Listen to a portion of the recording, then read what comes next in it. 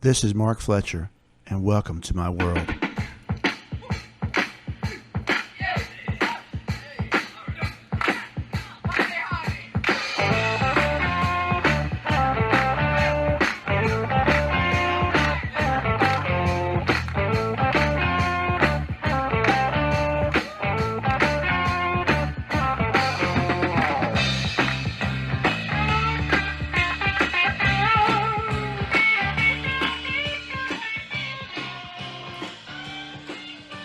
Yes, Southern Tales, tall and otherwise.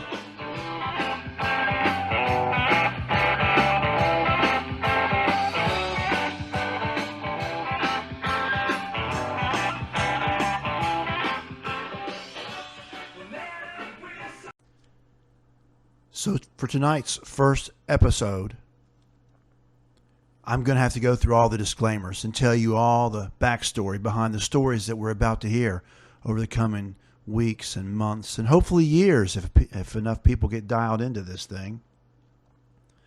The first thing I want to tell you is that if you're a relative of mine or a friend of mine or somebody who accidentally told me a really cool story while maybe we were drinking or maybe we were even passed out and I heard the story and you hear it on here and you say, "That's my story," I have to tell you, it's all of our stories.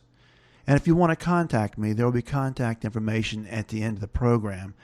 But for now, just be happy that you can agree with me that every goddamn word is true, or at least close to it. Oh yeah, there's some names, places, specifics. They might have been modified, but mostly to protect the guilty ones who are still alive. But trust me, even the dead ones died happy.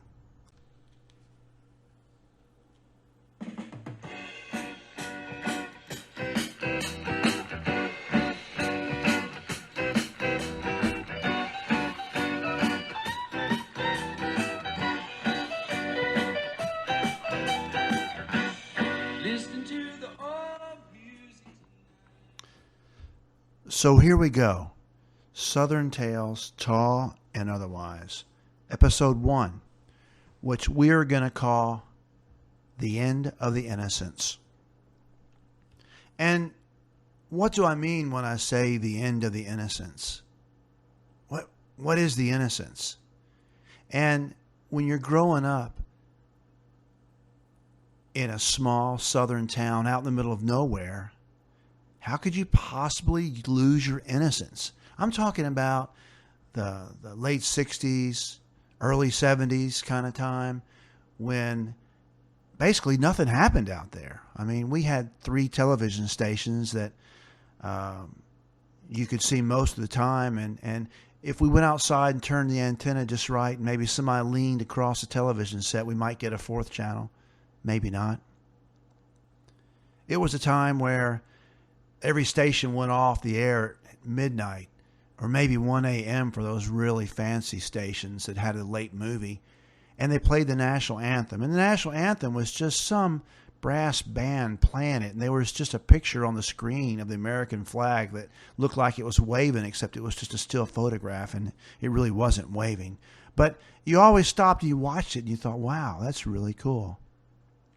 So where did the innocence come from? And where did it end? I can tell you this, that in the South, morality was a big deal. I mean, I never grew up in the North, obviously, or anywhere else, but I had the impression that maybe their standards were a little bit looser and maybe they didn't have blue laws. Now, blue laws were the thing where if you lived in a county that was fortunate enough to be what they called wet, the blue law said you couldn't sell any alcohol on Sunday. And I think that when I was growing up, every county that was wet had a blue law. Blue law blues. That's what the alcoholics would call it. And if you lived in a dry county, well, that wasn't really a big deal because everybody had bootleggers. And bootleggers were usually respectable kind of people. But wait a minute, we're getting ahead of ourselves. We're talking about the end of the innocence in the South and how it could happen. I had a friend of mine who told me how he lost his innocence. And this is not the story, because the story is going to be about when I realized I'd lost my innocence. But he was riding his bicycle out one day down these gravel roads, and pretty much all roads were gravel out in the sticks. But to preface the story, the local dentist in town was named Doc Ayler. Doc Ayler was the only dentist in town, so everybody knew Doc Ayler. Anyway, my friend was riding his bicycle out in the country, down a gravel road, and he comes around this bend, and he sees Doc Ayler's 1956 Studebaker station wagon parked just off the road down a little farm entrance. You know, they would have these little dirt entrances with maybe a culvert where the tractors would go into the fields. Well, anyway, he saw Doc Ayler's station wagon there, and he thought, wow, I wonder how Doc Ayler's station wagon got there. Then he stopped his bike and walked over and looked inside of Doc Ayler's station wagon, and he saw Doc Ayler's big white ass and a local school teacher. Kevin turned and ran. They didn't see him. He jumped on his bike and he rode as fast and as hard. And he was sweating and he was panting and he didn't really know what to do. But he told me later, he said, that's when I lost my innocence. That was the day. And that goes back to my own. I grew up where I was the good kid. I always seemed like, I always wanted to do what was right, and I loved church and Sunday school, and I would go to choir practice on Sunday night as the only kid under 13 that was in the adult choir, which was really cool for me. It made me really happy, and I thought that's the way the world was. And from first grade on, we had teachers who made sure that morals and Jesus was a part of our education. Public education included morals. And I thought that's just the way it should be. And even today, I really don't think it's a problem, but I understand how people who don't have morals or don't have Jesus kind of don't want their kids to have it or whatever. But anyway, that's beyond. Myself, I guess I wondered why I was getting at school, and I thought about it a little bit, but it really never ever really bothered me. It didn't make me think that there was anything wrong with just a little bit of it.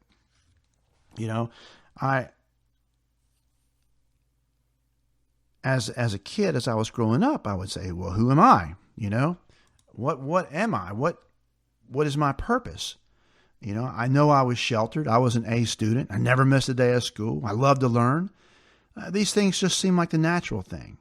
I was expected to be the best at school and never questioned it. But beyond that, I really didn't know who I was. I knew who other people were. I knew the kids who I suspected were bad kids. I knew the kids that were popular.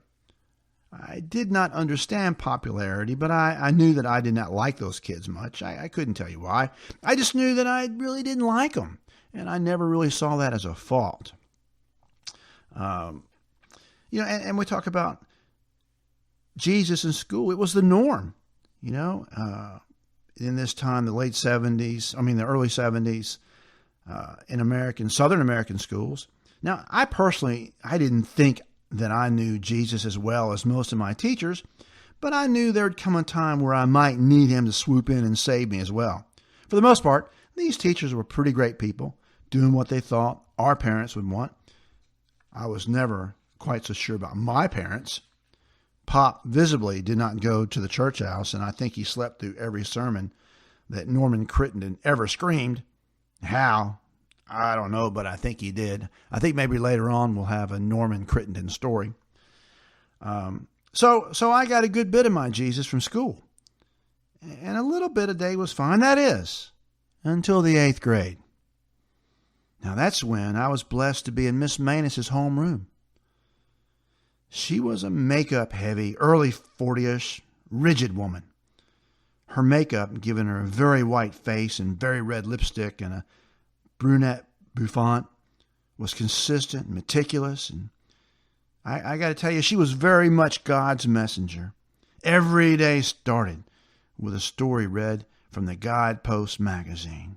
Now, the Guidepost, I saw it at our church every now and again, but it's basically a Christian Reader's Digest with plenty of stories of troubled people who were rescued from evil and troubled by God, or maybe even sometimes Jesus when they were really special.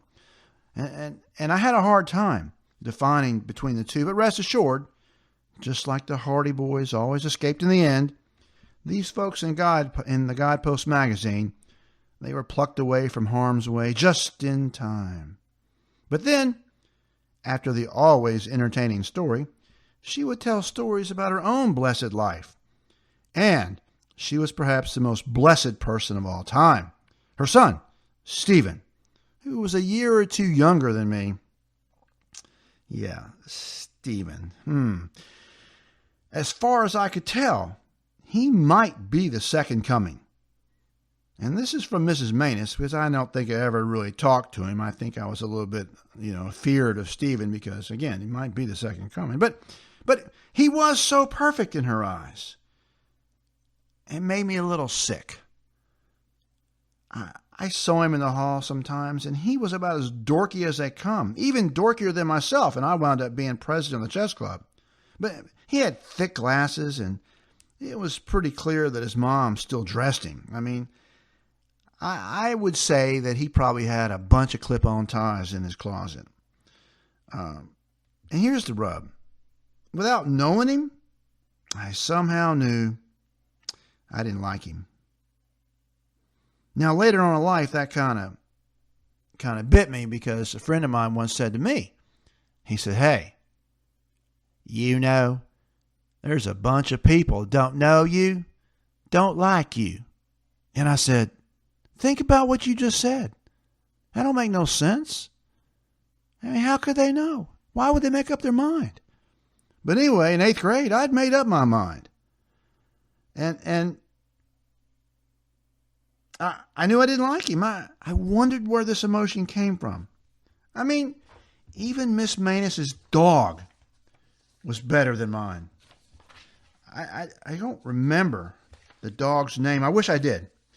But this dog, and she would tell this story about 2-3 times a week about how special her dog was.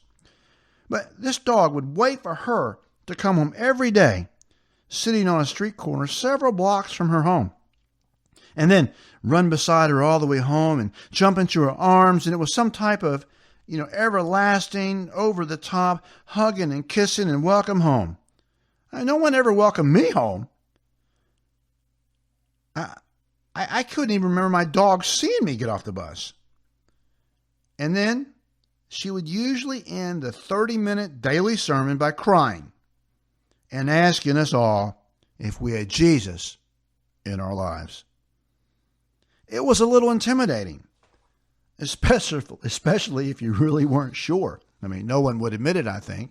I was sure, but I wasn't sure, because I loved the idea. I loved the feeling. But there was something about people like Miss Manus that kind of turned me the other way. Later on in life, my kids would call it church people. They would say, "Man, I would go to church and have a big time except for them church people who don't think that we're good enough to go there." Right? Anyway, Miss Manus was a church people. So,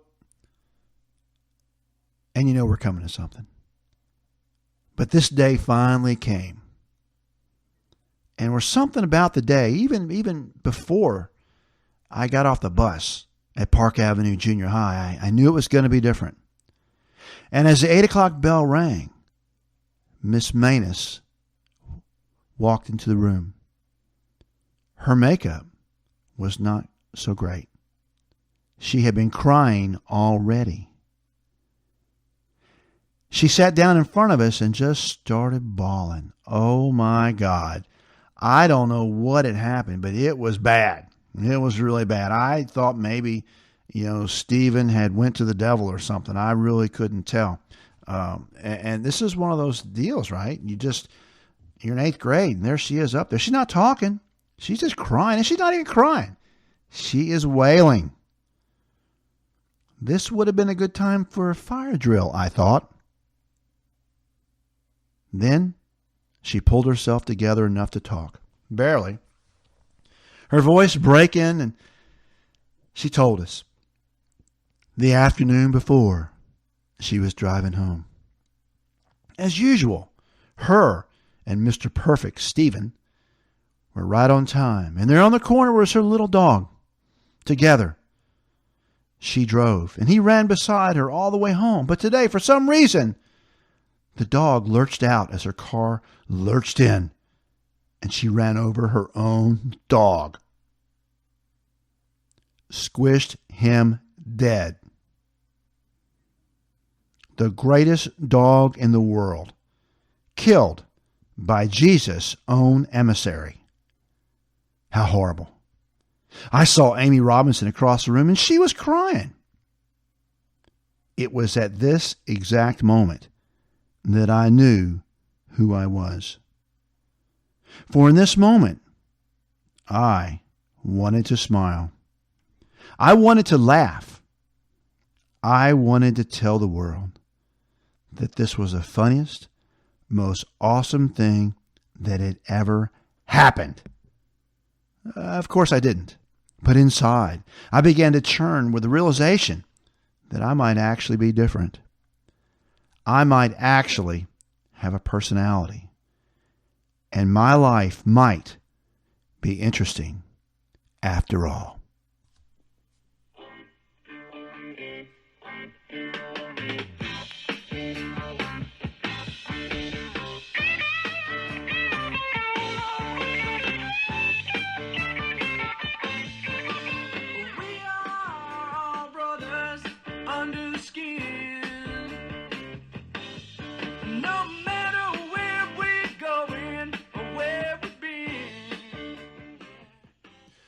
So that ends the first episode of Southern Tales.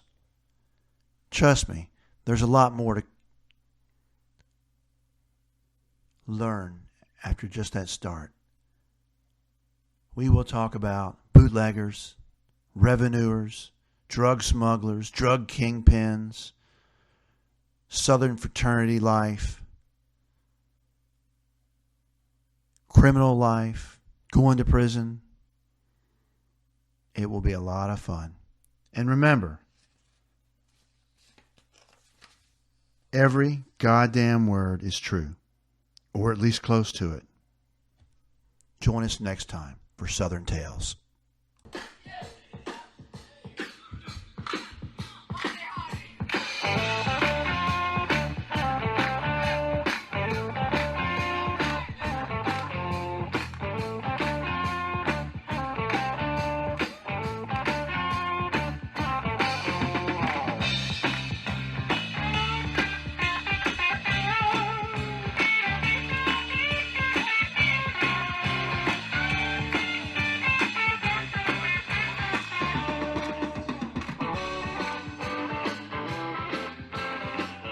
Southern Tales is a production of Broadneck Music.